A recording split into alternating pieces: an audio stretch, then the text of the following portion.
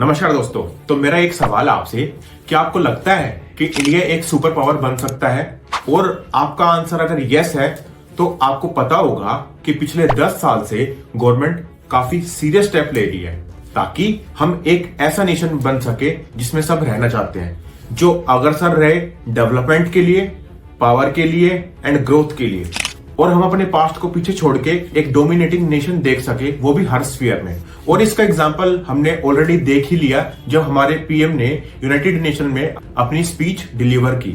Visited the US as a Prime Minister. India was the 10th largest economy in the world. 10th. Today, India is the 5th largest economy.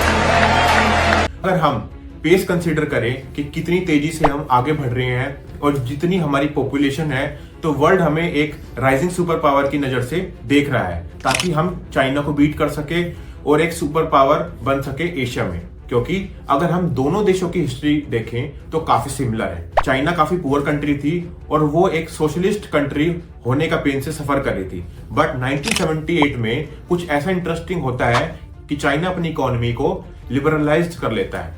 तो अगर हम इस graph को देखें तो हमारी similar GDP थी, बट 1980s के बाद चाइना विटनेस करता है एक स्काई रॉकेटिंग ग्रोथ कि आज अगर हम कंपैरिजन करें तो उनकी जीडीपी हमसे 5 टाइम्स ज्यादा है।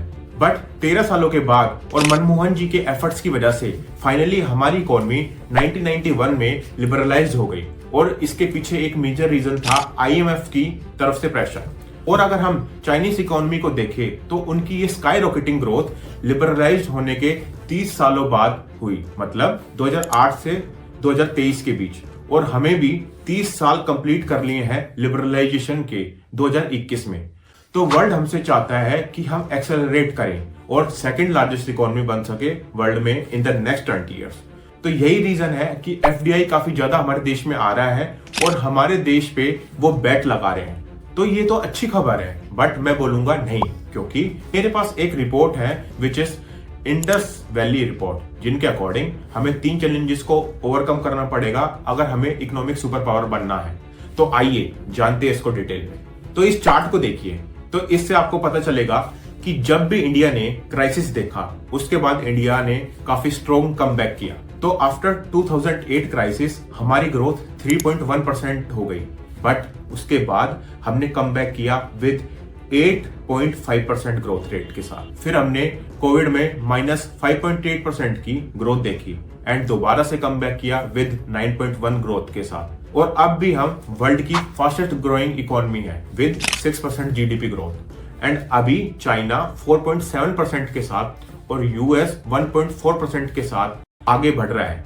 और अगर हम ग्लोबल एवरेज देखें तो इट्स जस्ट 2.7%। तो ये काफी अच्छा दिख रहा है, बट इसमें एक काफी बड़ा इश्यू है। तो ये पिक्चर देखो, वैसे तो हम 5th नंबर पे हैं जीडीपी ग्रोथ रेट के according, but per capita GDP के अकॉर्डिंग हमारा रैंक 140th है। तो हम इतने पीछे हैं कि मैक्सिको के पर कैपिटा जीडीपी 6 टाइम्स ज्यादा है हमसे, चाइना की 5% times, Indonesia 2 times and Bangladesh हमसे $9 से ज्यादा आगे है। तो अब क्वेश्चन आता है कि ये इतना डिफरेंस कैसे? तो इसका आंसर इस ग्राफ में है। तो ये ग्राफ हमें बताता है कि इंडिया जीडीपी डिकम्पोजिशन के बारे में। तो इससे पता लगता है कि इंडिया की 60% जीडीपी आती है प्राइवेट कंजम्पशन से। तो जब भी कोई फैमिली पे करती है कोई कार खरीदने के लिए, बच्चों के एजुकेशन पे, या कोई ग्रोसरी खरीदने के लिए, या एंटरटेनमेंट के लिए, तो ये सब मिलके बनता है प्राइवेट कंजम्पशन कंपोनेंट जीडीपी का। सिमिलरली 11% आती है गवर्नमेंट स्पेंडिंग से, मतलब कि जो गवर्नमेंट पैसा देती है गवर्नमेंट सर्वेंट्स को उनकी सैलरी के रूप में, साथ में जो मिलिट्री इक्विपमेंट्स को खरीदने में खर्चा होता है, ये सब गवर्नमेंट स्पेंडिंग में इंक्लूड करेंगे। बट एक प्रॉब्लम है और इसको बोलेंगे ग्रोस फिक्स्ड कैपिटल फॉर्मेशन। तो पहले जानते हैं कि ये ग्रोस फिक्स्ड कैपिटल फॉर्मेशन क्या है। तो सपोज करो अगर कोई कंपनी अपना कपड़ा बनाने की मैन्युफैक्चरिंग के बिजनेस को बढ़ाना चाहती है, तो वो उसके लिए मशीन्स चाहिए होंगी ताकि प्रोडक्शन ज्यादा हो सके। तो जो पैसा इस मशीन को खरीदने के लिए खर्च होगा, इसी को हम बोलेंगे ग्रोस फिक्स्ड कैपिटल फॉर्मेशन, क्योंकि ये एसेट कंपनी को ग्रो कराएगा। तो अगर गवर्नमेंट की टर्म्स में देखें और इसकी बारे में बात करें तो जो भी पैसा गवर्नमेंट खर्च करती है हाईवे बनाने में, ब्रिजेस बनाने में, तो इसको बोलेंगे ग्रोस फिक्स्ड कैपिटल फॉर्मेशन। तो ये gross fixed capital formation country को हमें 3 अमेजिंग सुपर पावर देता है। तो पहला है ये प्रोडक्शन इंक्रीज करता है और प्रोडक्शन कॉस्ट को लोअर करता है। तो अगर कोई भी प्रोडक्ट जल्दी बनेगा तो ऑटोमेटिकली हमारे देश में, हमारे यहाँ बना हुआ प्रोडक्ट अवेलेबल रहेगा, और अगर हमारे देश में बना हुआ प्रोडक्ट इजीली अवेलेबल है तो फिर हम उसको एक्सपोर्ट भी करेंगे एंड इंपोर्ट की डिपेंडेंस भी कम हो जाएगी। और लास्ट वन इज, अगर कोई इंडस्ट्री ग्रो कर रही है तो उससे एसोसिएटेड जो भी मटेरियल है उसकी डिमांड बढ़ जाएगी और उससे रिलेटेड इंडस्ट्री भी ग्रो करेगी, और इन सब से जॉब्स इंक्रीज होगी और इसी से पर कैपिटा जीडीपी ग्रो करेगी और पर कैपिटा इनकम भी। ये रीजन है कि ग्रोस फिक्स्ड कैपिटल फॉर्मेशन काफी इंपॉर्टेंट फैक्टर है हर कंट्री के लिए। तो अगर ये आपको समझ आ गया है तो अब दोबारा से इस ग्राफ पे आते हैं। इंडिया की ग्रोस फिक्स्ड कैपिटल फॉर्मेशन बस 29% है और चाइना की 43%, और ये काफी बड़ा डिफरेंस है। तो अगर आप इस ग्राफ को देखेंगे तो पता चलेगा कि इंडिया ने 2001 से 2030 तक अपने बजट का बस 35% स्पेंड किया है, बट चाइना के केस में यही नंबर 40% है, जबकि उनका बजट हमसे 5% ज्यादा है। तो 18 ट्रिलियन डॉलर का 40% होगा 7.2 ट्रिलियन डॉलर, और हमारी एंटायर जीडीपी ही 3.5 ट्रिलियन डॉलर्स है। तो आपको समझ आ गया होगा कि चाइना हमसे कितना आगे है। तो यही हमारा पहला क्रिटिकल चैलेंज है कि lack of gross fixed capital formation. तो अब सवाल आता है कि जब हमें ये सब पता है तो हम क्यों नहीं इस पे इन्वेस्टमेंट कर रहे हैं। तो यहीं पे आता है एक सेकंड क्रिटिकल चैलेंज, वो है कॉर्पोरेट डेट। 1991 से लेके 2020 के बीच में जो पैसा प्राइवेट सेक्टर को दिया गया वो 23.8 से बढ़ के हो गया 54.7%। और अगर हम देखें चाइना, कोरिया और वियतनाम को, तो इनका जो राइज हुआ है वो हुआ है 182%, 164.1% एंड 115%। तो आपको समझने के लिए कि ये कितना बड़ा डिफरेंस है, तो आप ये देखिए, तो जो चाइना का प्राइवेट सेक्टर है उस पे 182% डेप्थ है 18 ट्रिलियन डॉलर्स के जीडीपी पे, जो रफली बनता है 32.76 ट्रिलियन, और इंडिया के केस में ये 54% है।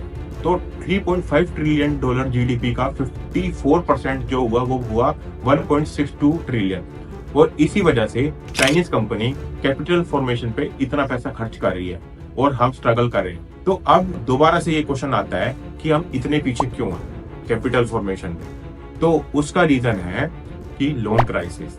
हम गलत लोगों को पैसा दे देते हैं और फिर वो डिफॉल्ट कर जाते हैं, और यही रीजन है कि हमारे बैड लोन्स 5% से बढ़ के 15% हो गए 2015 से 2018 के बीच में। इसी वजह से बैंक्स को अपनी लैंडिंग रेस्ट्रिक्ट करनी पड़ी और आरबीआई भी अब इस पे अपने नजर बनाया हुआ है। इसलिए इंडियन गवर्नमेंट ने ये बोला कि हम कॉर्पोरेट को लोन तो नहीं दे सकते, पर उनका कॉर्पोरेट टैक्स कम कर सकते हैं। तो अगर आपको याद हो तो 2020 में फार्मर प्रोटेस्ट के टाइम पे किसानों ने बोला था कि गवर्नमेंट अगर कॉर्पोरेट टैक्स कम कर सकती है तो अपना 1.5 लाख करोड़ सैक्रिफाइस कर सकती है, तो यही पैसा किसानों को क्यों नहीं दे सकती as a MSP. But government का कॉर्पोरेट टैक्स कम करने के पीछे वोट बैंक्स का इशू नहीं है। जो मेन रीजन है वो है कि कंपनियों के पास पैसा नहीं है new machines and infrastructure create करने के लिए। बट गवर्नमेंट का कॉर्पोरेट टैक्स कम करना वोट लेने के लिए कोई रीजन नहीं है। मेन ये था ताकि कंपनीज वो पैसा न्यू मशीन्स, इंफ्रास्ट्रक्चर क्रिएट करने में यूज कर सके। तो ये जरूरी था गवर्नमेंट के लिए, क्योंकि कॉर्पोरेट्स के लिए लोन ना होने की वजह से कॉर्पोरेट्स पैसा इन्वेस्ट नहीं कर पा रही थी कैपिटल फॉर्मेशन में।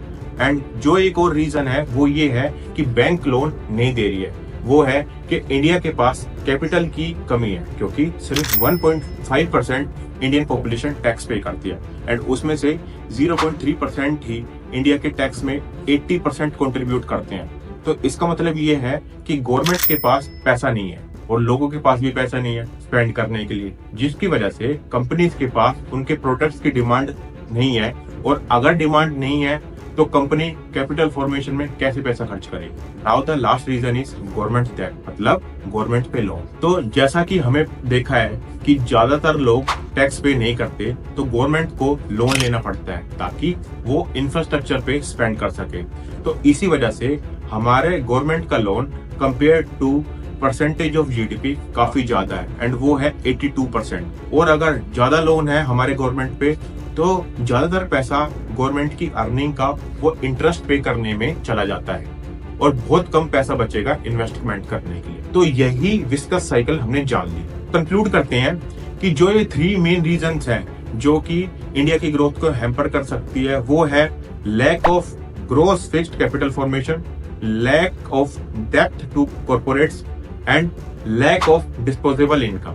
तो लास्ट क्वेश्चन आता है कि इन सबका सॉल्यूशन क्या है और गवर्नमेंट इसको लेकर क्या कर रही है। तो फर्स्ट सॉल्यूशन है increase the ease of doing business in India, ताकि अगर कोई भी बिजनेस करना चाहे उसको लाइसेंस अप्रूवल लेने के लिए कहीं आना जाना ना पड़े और वो इजीली उसको अवेलेबल हो जाए। सेकंड सॉल्यूशन है कि हम कंपनीज को loan they with strict supervision. तो अगर हम इस तरह से हर्डल्स को टैकल करेंगे तो हमें कोई नहीं रोक सकेगा एक सुपर पावर बनने के लिए, और शायद दोबारा से हमारा देश सोने की चिड़िया कहलाए। तो अगर आपने इससे कुछ सीखा हो तो सब्सक्राइब आवर चैनल और ऐसी ही केस स्टडी जानने के लिए stay tuned to our channel. Thank you so much.